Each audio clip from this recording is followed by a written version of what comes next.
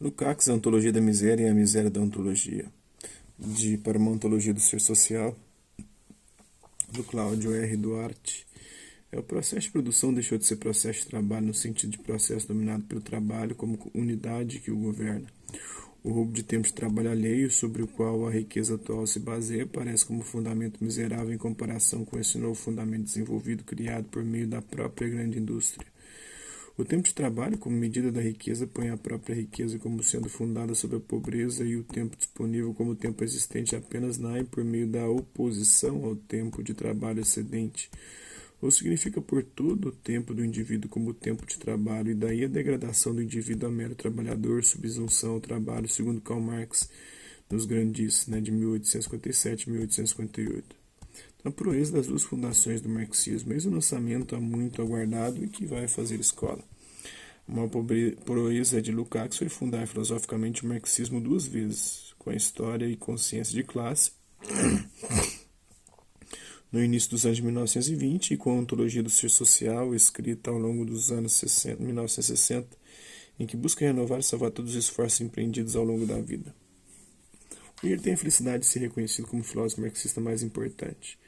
Tratando-se de princípios e fundamentos, ainda mais em terra sem fundo e sem caráter como esta, eis um livro fervorosamente aguardado por boa parte da esquerda marxista brasileira, principalmente universitária, completamente desorientada na neblina das desestruturações do assim chamado mundo do trabalho. Primeira fundação, os dublês do Weltgeist do Capital. Na primeira fundação, como se sabe, Lukács deslizava pela via de um super-hegelianismo que transformava o proletariado, ou melhor, o Partido Leninista, em um dublê do espírito do mundo. O motor da substância mundial capitalista era o trabalhador abstrato, de onde emergiria a consciência de classe do proletariado enquanto sujeito, a ser representada pela vanguarda partidária que deveria introduzir-a de fora na consciência operária coisificada.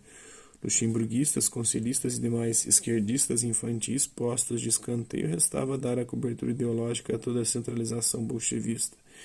Embora na base, na melhor parte do livro, era dito que a crítica do proletariado só se constituiria em confronto com a negatividade do trabalho e do cotidiano burguês. O salto dialético pressupunha a irredutibilidade desse sujeito à coisificação mercantil.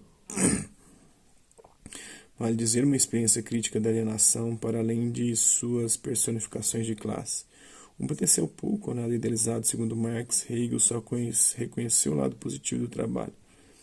A forma mercadoria era então o protótipo de todas as formas de objetividade, de todas as suas formas correspondentes de subjetividade. Na história da consciência de classe, a estrutura coisificada que punha o todo em movimento, e por isso a estrutura a ser superada, embora mais como um ato teórico da consciência que dissolveria em processo do que como uma dissolução do próprio processo capitalista negativo e autonomizado em si. Processo, no entanto, que se reproduzia em germe na divisão entre partido e massas. Como se o processo sujeito não fosse a relação de produção fetichista. O capital é as formas concretas de divisão do trabalho alienado, mas idêntica à praxis do proletariado como tal, empírico representado como sujeito-objeto idêntico da história que deve realizar-se conscientemente como totalidade. Assim, no decorrer do livro, o proletariado deve um tanto paradoxalmente se afirmar e desaparecer como totalidade. Então é isso aí, espero que vocês tenham gostado do vídeo. Quem curtiu, dá um like, não curtiu, dá um dislike. Até a próxima.